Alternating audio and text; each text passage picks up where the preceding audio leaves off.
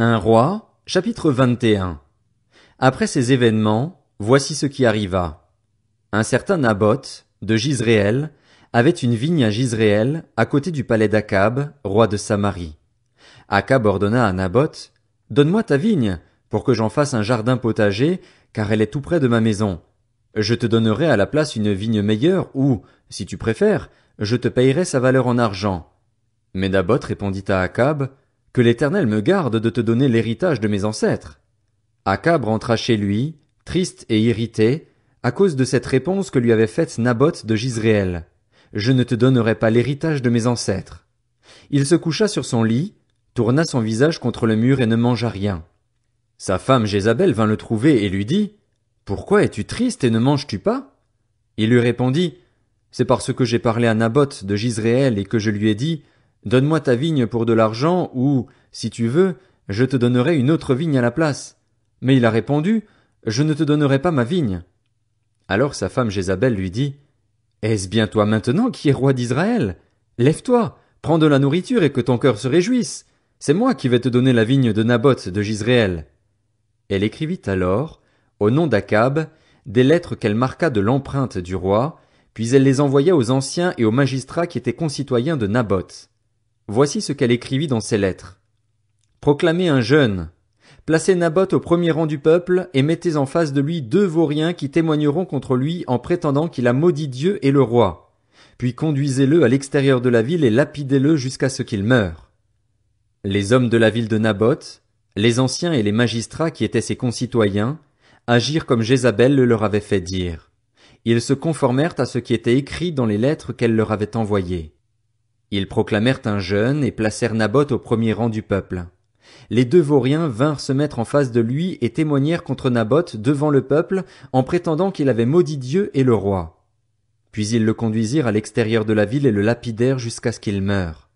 Ils firent alors dire à Jézabel, « Naboth a été lapidé et il est mort. » Lorsque Jézabel apprit la nouvelle, elle dit à Akab, « Lève-toi, prends possession de la vigne de Naboth de Jizréel qui avait refusé de te la céder pour de l'argent. En effet, Naboth n'est plus en vie, il est mort. » Dès qu'il apprit que Naboth de Jizréel était mort, Akab se leva pour descendre à sa vigne afin d'en prendre possession.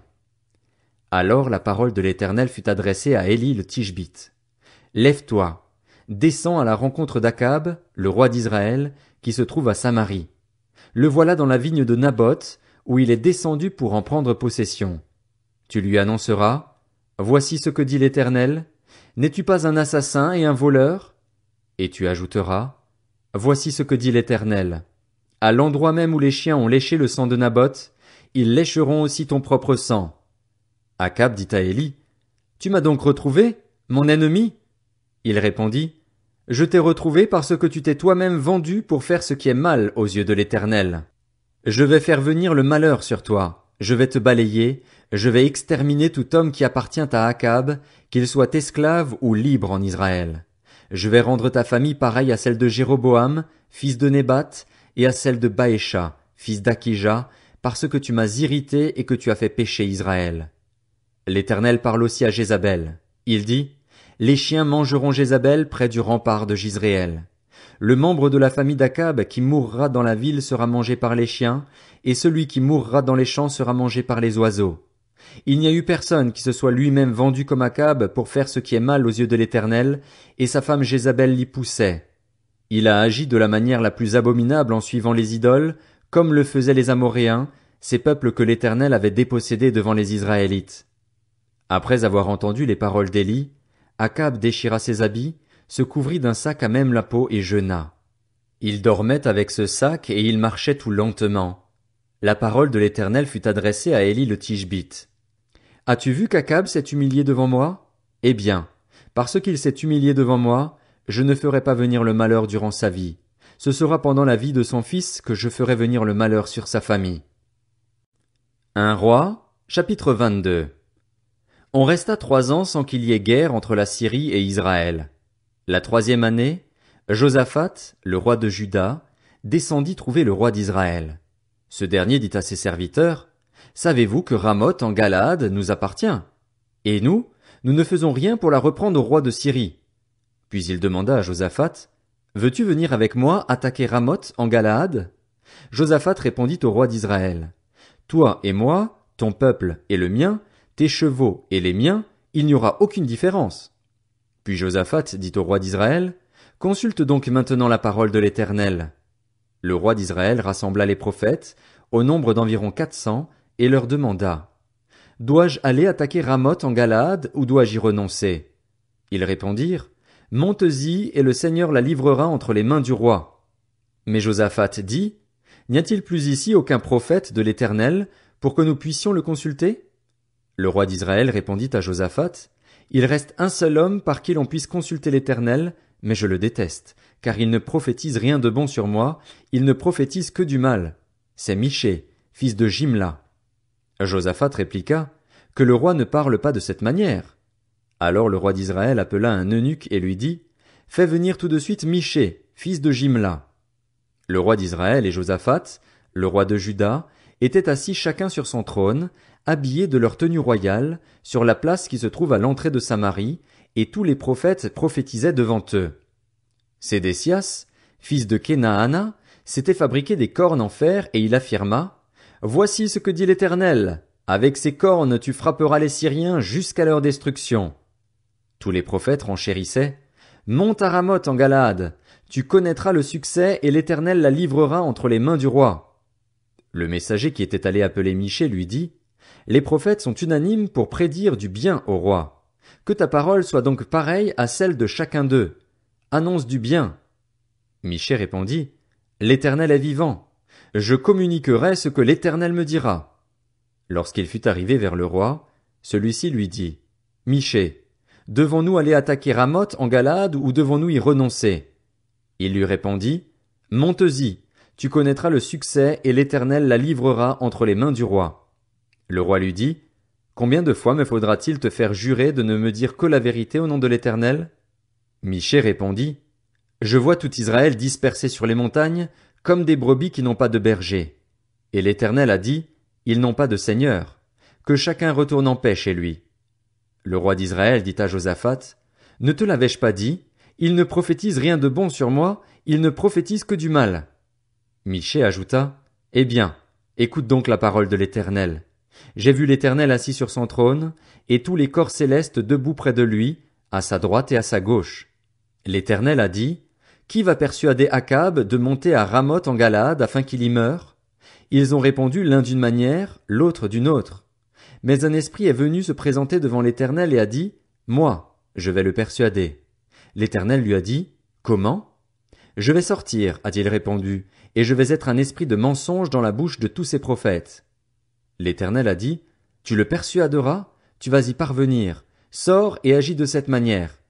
Maintenant, l'Éternel a mis un esprit de mensonge dans la bouche de tous les prophètes que voici, mais lui, il a prononcé le malheur contre toi. Alors Sédécias, fils de Kenaana, s'approcha, frappa Michée sur la joue et dit, par où l'esprit de l'Éternel est-il sorti de moi pour te parler? Michée répondit, tu le verras le jour où tu iras de chambre en chambre pour te cacher. Le roi d'Israël dit, arrête Michée et amène-le à Amon, le chef de la ville, et à mon fils Joas. Tu leur ordonneras, voici ce que dit le roi. Mettez cet homme en prison et nourrissez-le du pain et de l'eau de misère jusqu'à ce que je revienne en paix. Michée dit, si tu reviens en paix, c'est que l'Éternel n'a pas parlé par moi. Il ajouta, écoutez, vous, tous les peuples. Le roi d'Israël et Josaphat, le roi de Juda, montèrent à Ramoth en Galaad. Le roi d'Israël dit à Josaphat, je vais me déguiser pour aller au combat. Mais toi, mets tes habits. Le roi d'Israël se déguisa donc, puis il partit au combat. Le roi de Syrie avait donné cet ordre aux 32 chefs de ses chars, vous n'attaquerez ni soldats ni officiers, mais seulement le roi d'Israël. Quand les chefs des chars aperçurent Josaphat, ils se dirent, c'est sûrement le roi d'Israël, et ils s'approchèrent de lui pour l'attaquer. Josaphat poussa alors un cri. Voyant que ce n'était pas le roi d'Israël, les chefs des chars s'éloignèrent de lui. Alors un homme tira au hasard avec son arc et il frappa le roi d'Israël entre les deux parties de la cuirasse. Le roi dit à celui qui conduisait son char, fais demi-tour et fais-moi sortir du champ de bataille car je suis blessé. Le combat fut si violent, ce jour-là, que le roi fut retenu dans son char face aux Syriens, et il mourut le soir. Le sang de sa blessure coula à l'intérieur du char. Au coucher du soleil, on cria dans tout le camp, « Chacun dans sa ville et dans son pays !» C'est ainsi que le roi mourut. Il fut ramené à Samarie et on y enterra le roi. Lorsqu'on lava son char dans l'étang de Samarie, les chiens léchèrent le sang d'Akab et les prostituées s'y baignèrent, conformément à la parole que l'Éternel avait prononcée. Le reste des actes d'Akab, tout ce qu'il a accompli, le palais d'ivoire qu'il a construit et toutes les villes qu'il a fortifiées, cela est décrit dans les annales des rois d'Israël. Akab se coucha avec ses ancêtres, son fils Akazia devint roi à sa place. Josaphat, le fils d'Asa, devint roi de Juda la 4e année du règne d'Akab sur Israël. Josaphat avait 35 ans lorsqu'il devint roi et il régna 25 ans à Jérusalem. Sa mère s'appelait Azuba et c'était la fille de Shilshi. Il marcha entièrement sur la voie de son père Asa. Il ne s'en écarta pas, faisant ce qui était droit aux yeux de l'Éternel. Toutefois, les hauts lieux ne disparurent pas, le peuple y offrait encore des sacrifices et des parfums. Josaphat fut en paix avec le roi d'Israël. Le reste des actes de Josaphat, ses exploits et ses guerres, cela est décrit dans les annales des rois de Juda. Il débarrassa le pays du reste des prostituées, de ceux qui avaient survécu au règne de son père Asa. Il n'y avait pas de roi en Édom, mais un intendant du roi. Josaphat construisit des bateaux long courriers pour aller à Ophir chercher de l'or, mais il ne parvint pas jusque-là, parce que les bateaux se brisèrent à Edjon-Guéber.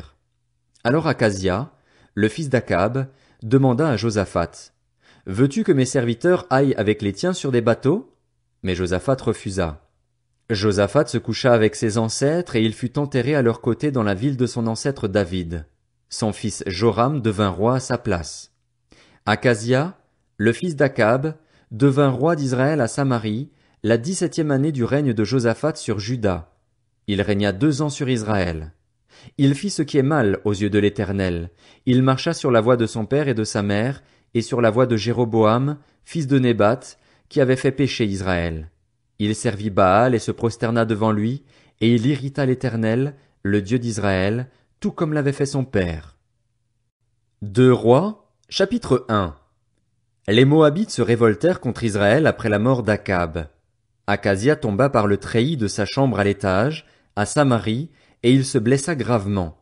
Il fit partir des messagers en leur disant, « Allez consulter Baal-Zébub, le dieu d'Écron, pour savoir si je guérirai de cette blessure. » Mais l'ange de l'Éternel dit à Élie le Tishbite, « Lève-toi, monte à la rencontre des messagers du roi de Samarie et dis-leur, « Est-ce parce qu'il n'y a pas de Dieu en Israël que vous allez consulter Baal-Zébub, le dieu d'Écron? C'est pourquoi, voici ce que dit l'Éternel. Tu ne redescendras pas du lit sur lequel tu es monté, car tu mourras. » Puis Élie s'en alla. Les messagers retournèrent vers Akazia, qui leur demanda, « Pourquoi revenez-vous » Ils lui répondirent, « Un homme est monté à notre rencontre et nous a dit, « Allez-y, retournez vers le roi qui vous a envoyé et annoncez-lui, « Voici ce que dit l'Éternel. Est-ce parce qu'il n'y a pas de Dieu en Israël que tu envoies consulter Baal-Zébub, le dieu d'Écron? C'est pourquoi tu ne redescendras pas du lit sur lequel tu es monté, car tu mourras. » Akazia leur demanda, « Quel air avait l'homme qui est monté à votre rencontre et qui vous a dit ces paroles ?» Ils lui répondirent, « C'était un homme avec un vêtement en poil et une ceinture de cuir autour de la taille. » Akazia dit alors, « C'est Élie le Tishbite. » Il envoya vers lui un chef de 50 avec ses 50 hommes. Ce chef monta vers Élie qui était assis au sommet de la montagne. Il lui dit, « Homme de Dieu, le roi te dit, descends. » Élie répondit au chef de 50, « Si je suis un homme de Dieu, que le feu descende du ciel et te dévore, toi et tes 50 hommes. » Et le feu descendit du ciel et le dévora, lui et ses 50 hommes. Akazia envoya de nouveau vers lui un chef de 50 avec ses 50 hommes. Ce chef prit la parole et dit à Élie, « Homme de Dieu, voici ce que dit le roi. Dépêche-toi de descendre. » Élie leur répondit, « Si je suis un homme de Dieu, que le feu descende du ciel et te dévore, toi et tes 50 hommes. » Et le feu de Dieu descendit du ciel et le dévora, lui et ses 50 hommes. Akazia envoya encore un 3e chef de 50 avec ses 50 hommes. Ce 3e chef de 50 monta vers Élie et, à son arrivée, il plia les genoux devant lui et lui demanda grâce en disant, « Homme de Dieu, veuille accorder un peu de valeur à ma vie et à celle de ces 50 hommes, tes serviteurs. Le feu est descendu du ciel et a dévoré les 2 premiers chefs de 50 et leurs 50 hommes. Mais maintenant, veuille accorder un peu de valeur à ma vie. » L'ange de l'Éternel dit à Élie, descends avec lui, n'aie pas peur de lui. Élie se leva et descendit avec ce chef vers le roi. Il lui annonça, voici ce que dit l'Éternel. Parce que tu as envoyé des messagers consulter Baal-Zébub, le dieu d'Écron, comme s'il n'y avait pas, en Israël, de Dieu dont on puisse consulter la parole, tu ne redescendras pas du lit sur lequel tu es monté, car tu mourras. Akazia mourut, conformément à la parole de l'Éternel prononcée par Élie. Comme il n'avait pas de fils, son frère Joram devint roi à sa place. Cela se passa la 2e année du règne de Joram, le fils de Josaphat, sur Juda. Le reste des actes d'Akazia, ce qu'il a accompli, cela est écrit dans les annales des rois d'Israël.